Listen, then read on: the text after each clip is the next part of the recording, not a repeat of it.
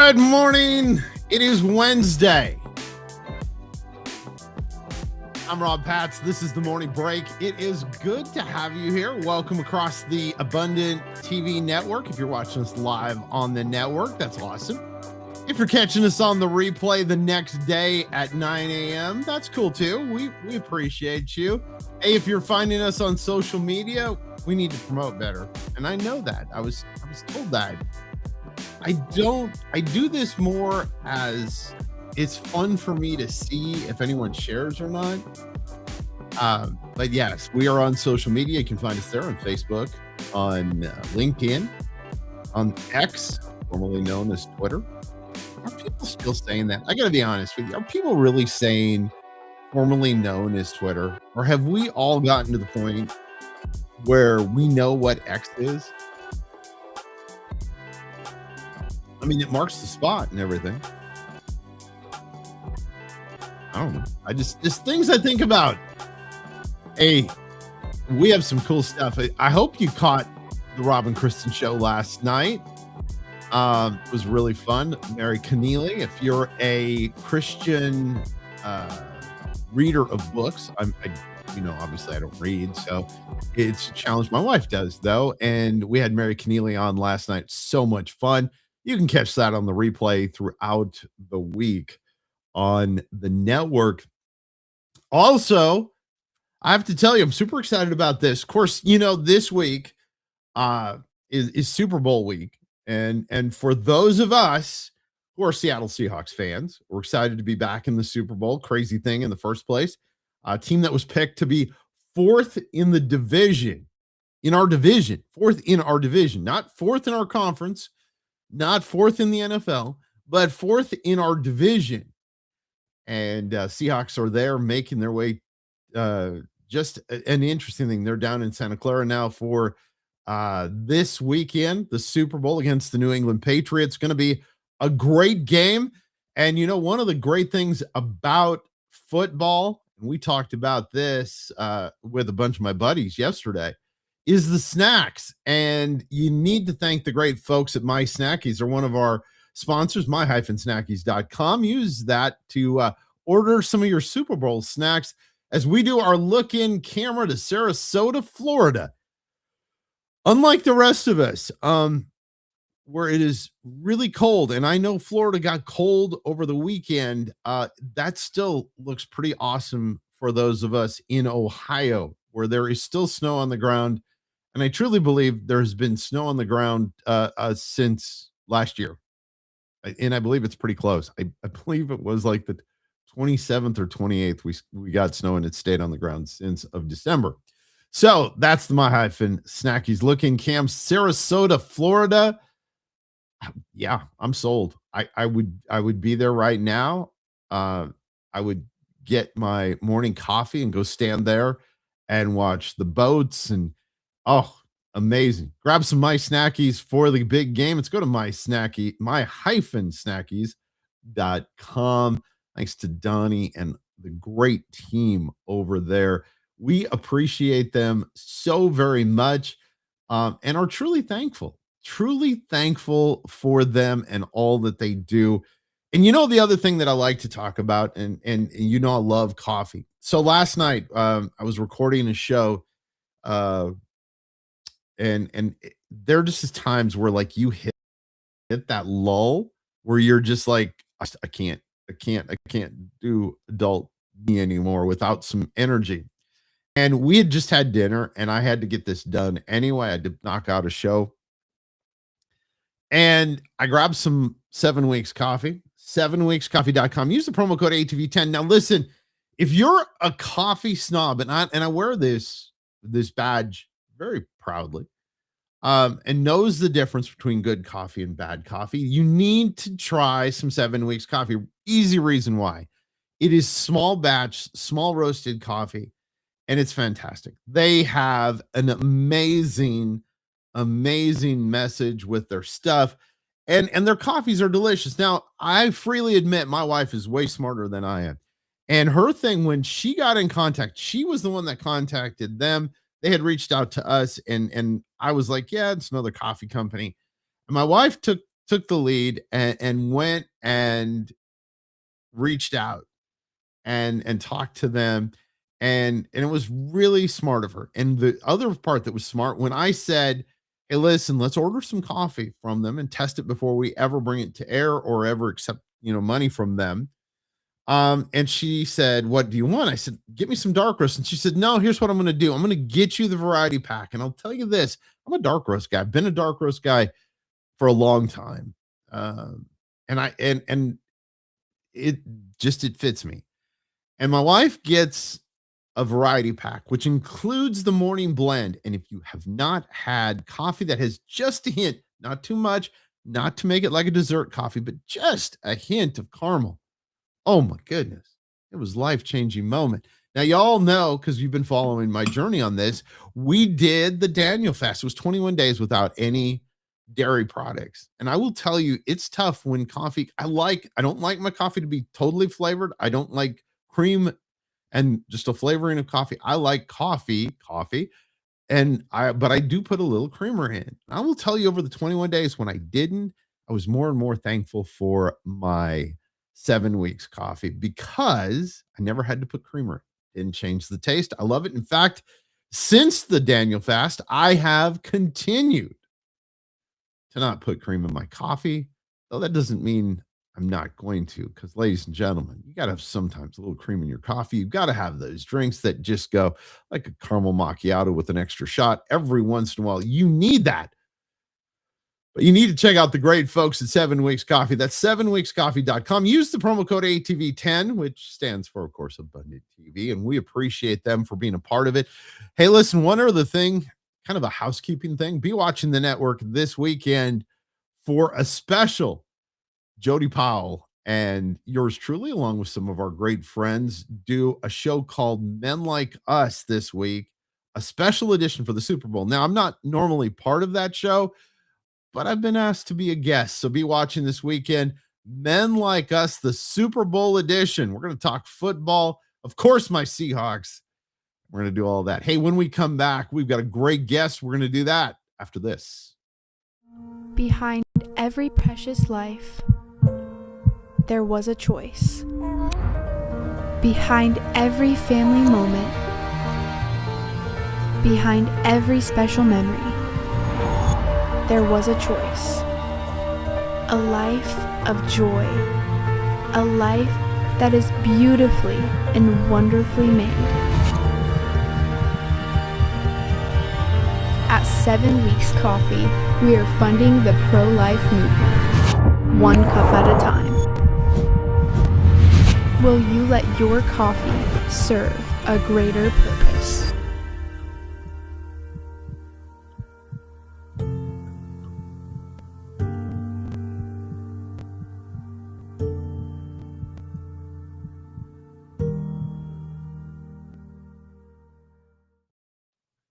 Thanks to great folks, 7 Weeks Coffee. Like I said, I've been drinking it without any creamer. Can I tip it? Not enough, maybe a little. You can kind of see it in there. Without creamer since the Daniel fast, and it has been fantastic. Use the promo code ATV10 when you order. That helps them to know where they're spending their money in the right locations. We appreciate them so very much. This guest today, I have been so excited since we connected. We connected on social media, and I was super pumped to hear her story. Please welcome Annette. Did I say it right? I knew I was going to blow it. I was close. Annetta, yeah. Annetta. And Annetta Caldwell is with us, and she has such a fantastic story. And I was so excited about this. In fact, I wanted her to tell her story so much that I didn't book two guests, which we do on some Wednesdays, if you know the show, because I wanted her to get some time to really dig into her topic. So welcome to the show. Tell everybody a little bit about you. Well, thank you. Thank you for having me on here. So I'm Annetta Caldwell. I have 7 kids, and I'm from Austin, Texas. I'm in Virginia now with my husband and all my kids. I grew up in Austin with a Muslim dad. I had my mom was backslidden Christian. We kind of had a little bit of a dysfunctional family, but God met me, and I just want to share that story with you guys. So. So I want you to. So you grew up in a home that really, and we're going to talk about your faith, but I always like to ask this question. Um, though faith probably wasn't very prominent, did you feel it from an early age that there was something like missing in your life, even when it wasn't? I definitely did. Like, I remember praying when I was, like, 6 years old. Like, I didn't know who God was, but I was like, "God, whoever you are, can you help me?" And I would pray every night, even though I didn't know who I was praying to. And, my dad, even though he's Muslim, he didn't teach us, like, how to do prayers and do all that stuff. So, it was definitely just like God was showing himself at an early age to me, even though, like I said, I didn't know it was Jesus at the time. So take us through the story, and this is the part I love because, and you and I talked about this pre-show. I like you to tell the story in your words. I'm not going to jump in. I want you to tell your part, and then I'll jump in with some questions. But I want you to kind of give that story from the little girl who was praying but didn't know who God was to where you are now. Yeah, so it started with me, like, about 3 years old is when I started, I was being sexually abused from 3 till about 12 years old. So, that was another reason why I was crying out to God because I was, like, struggling, I was very quiet, I didn't tell people what was happening for a very long time, and so, by the time I got to 5th grade, I was introduced to alcohol, and I started drinking a little bit at that time, and so after 5th grade, I was really looking for friendship and acceptance, and so I was going to friends all the time, and I would stay at their houses, and that's how, like, the alcohol happened, it was at a friend's house, and by the time I got to 7th grade, I was, like, searching so much to be accepted by everybody. I found the popular kids, and I was like, "Ooh, I wanna be a part of their group," and they happens to be that their leader at the time, liked me, and so he asked me if I would go out he asked them if I'd be interested in going out with him, and I was like, "Oh my gosh, yeah, because I can get in the in group," you know? I didn't like him, but I wanted to be in their group. So, I ended up going to a party, and I tell people it's so funny because he was really, really short, so he was probably, like, 4 feet tall, and he had these bodyguards that would go around with him that were over 6 feet tall, and they were like his 2 bodyguards, and they came into that party, and he was like, "I'm here," and they were with him, and they were like, watching out for him, and I was like, "Wow," and he came to me in front of everyone and asked me to go out with him, and everybody's clapping when I said yes. I'm like, "Okay," and they're like, "Yes." I was like, "Is this like a movie? What is happening?"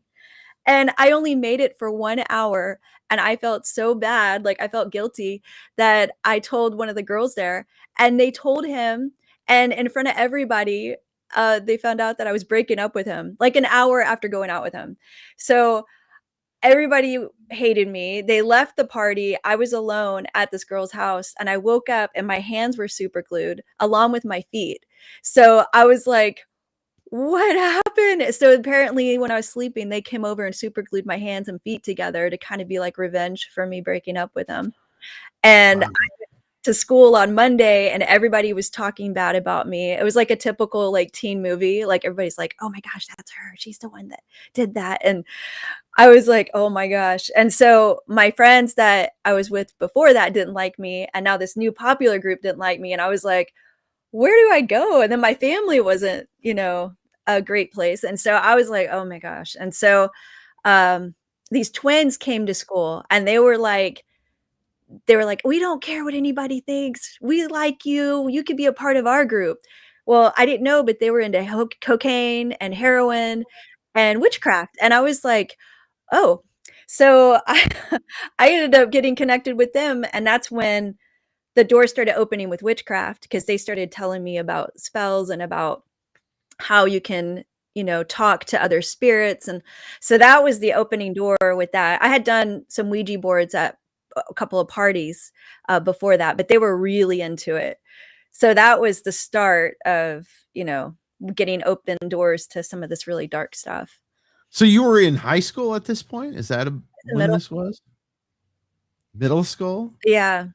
I was Wow. in, like, 7th grade when all that stuff happened, and 8th grade was when, I got connected to those girls and started getting into the witchcraft stuff. So see, it's so important that we watch who our kids hang out with Oh, because yeah. Yeah, That's nobody knew who they were. Like, my parents were clueless on like, a witch actually came to my house, like, a friend of theirs.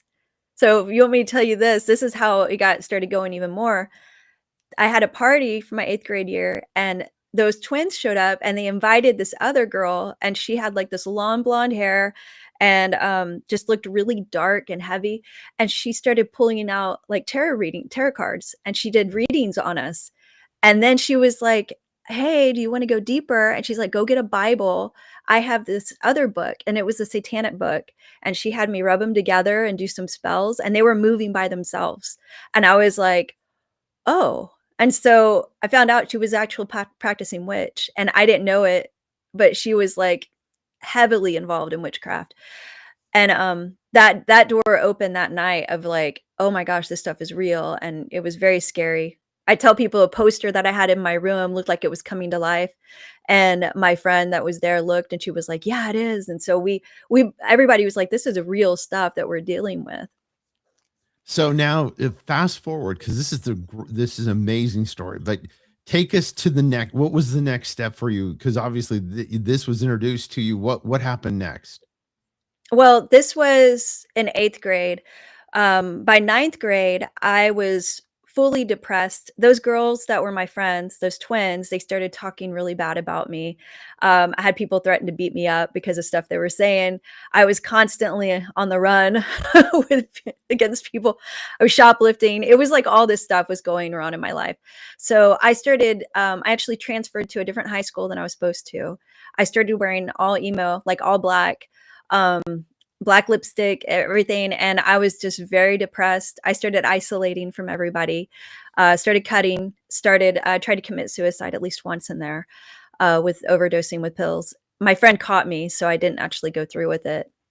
But, yeah, so I was there in high school, and it's like I told somebody, Satan knows what our weakness is, so he started bringing in a different group that was worse than the last one. So it was like every time was a little bit worse. And so this new group, they were all emo, they were all dressing in black, and they were very, very depressed, but they said, "We'll make you feel better." And I was like, "Okay." So I eventually said I would go hang out with them. And when I did, that's when I got introduced to even more drugs. The drugs that my friends were doing, the twins, I didn't really get involved in all the drugs. I was still into stuff, but I wasn't into, like, all the hard stuff with them, right? So, I was like, "I'll just do alcohol and sugar." I was like, "Sugar and alcohol." That was my thing. So, I ended up going with them, with this other group, and we started doing drugs a lot more and drinking. I was drinking every day. So I was in 9th grade, drinking every single day just to make it to school. I would steal alcohol. I would find ways to get it from friends. But the one thing that stood out was a party we went to. So I went to a party with them, seemed normal until the end when it was only like 4 or 5 of us left. And they took me to this back room where they had this big table.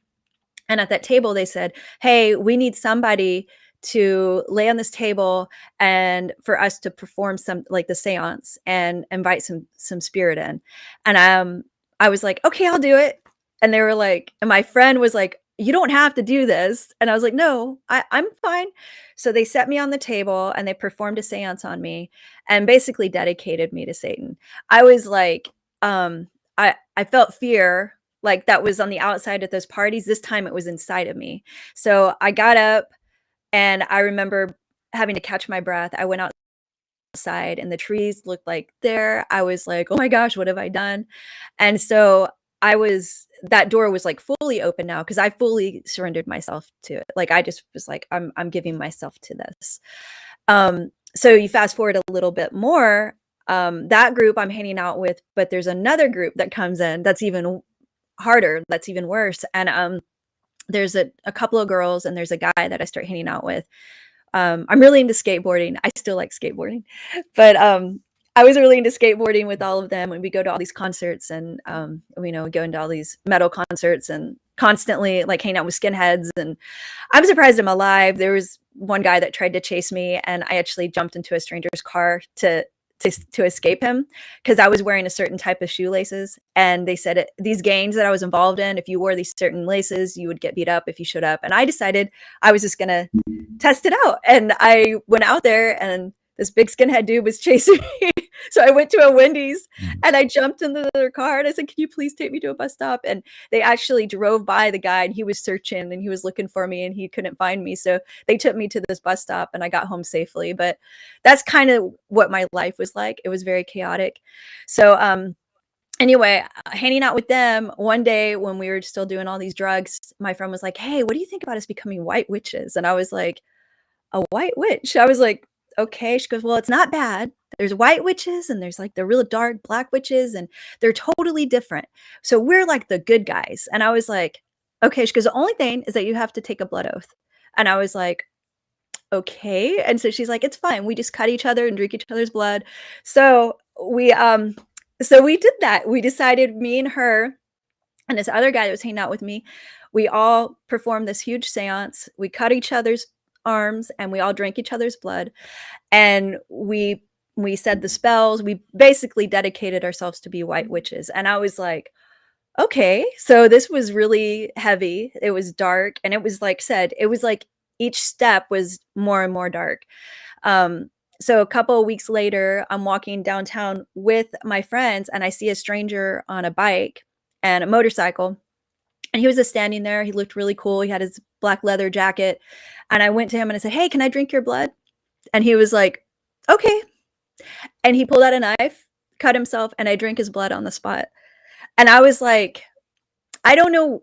My friends were like, "What the heck?" Like, because we didn't know him. I didn't know if he had diseases. I didn't know anything about him.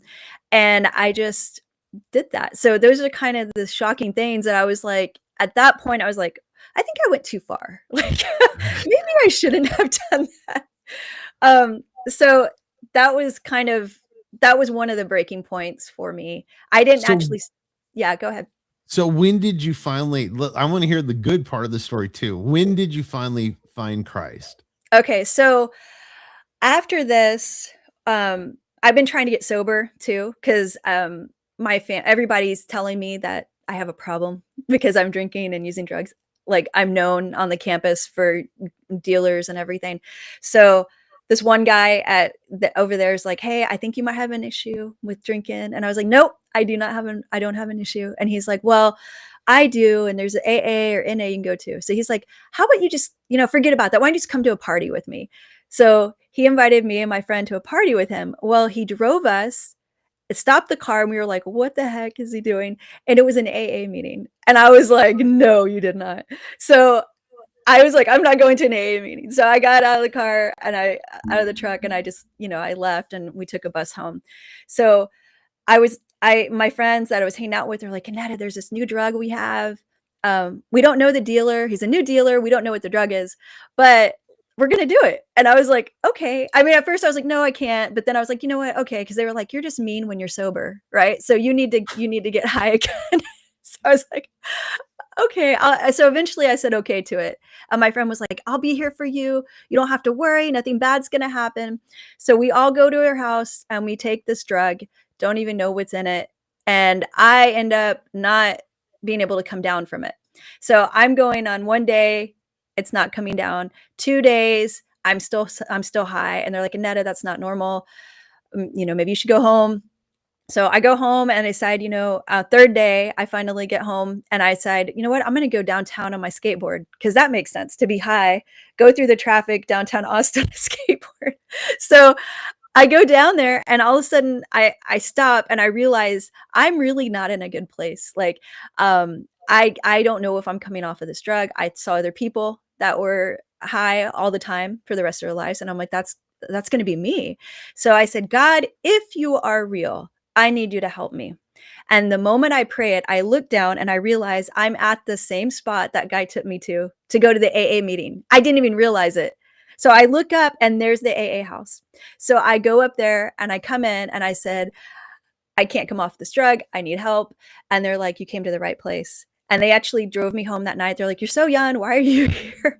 Like, I was like, "Well, I've been doing drugs for a while. I need to get help." And that was the last time I did any drugs or alcohol. I prayed. It's like, "God, if you can help me get sober, I need help."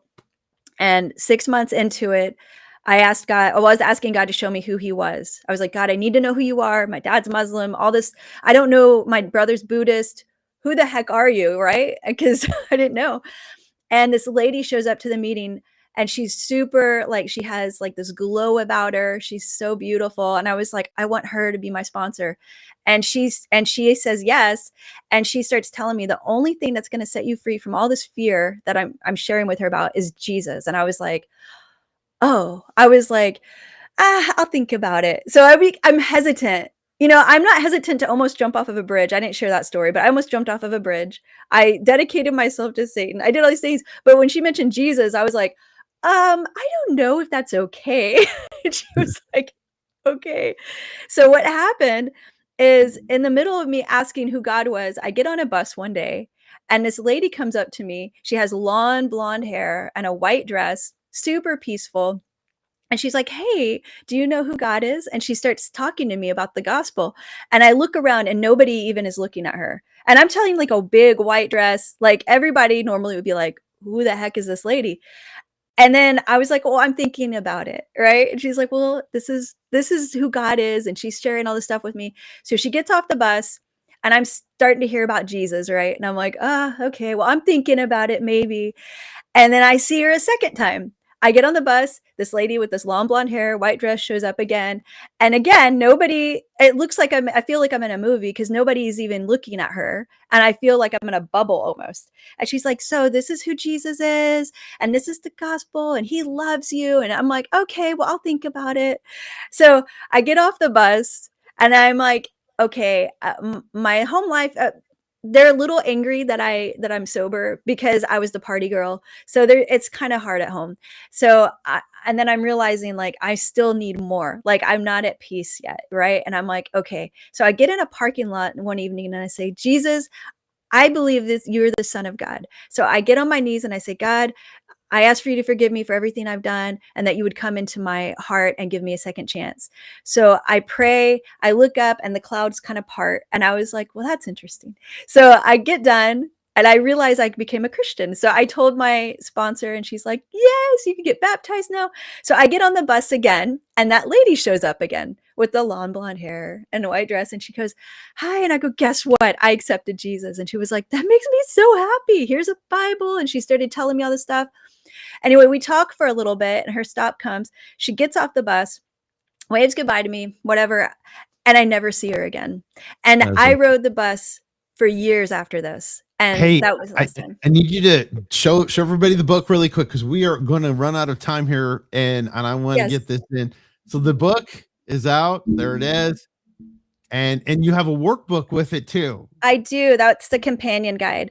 Because I wanted to say this real quick. This book touches on so many different things that I knew people were going to be triggered in their own lives. And God said they need a way to deal with those things. So this has questions, ways to deal with things in the past, how to go about forgiveness and healing, and also deliverance. And so I even have resources on the back of it. So that's kind of Awesome. that's why I share. Hey, we'll have her link and stuff. Thanks so much for being with us today. I appreciate it. Love the story. You need to check her out. Check out the links in the description. We appreciate it so much. Thank you. And hey, listen, we appreciate you. We'll see y'all again Monday. Hope you have an amazing rest of the week. Go Hawks. This has been the Morning Break.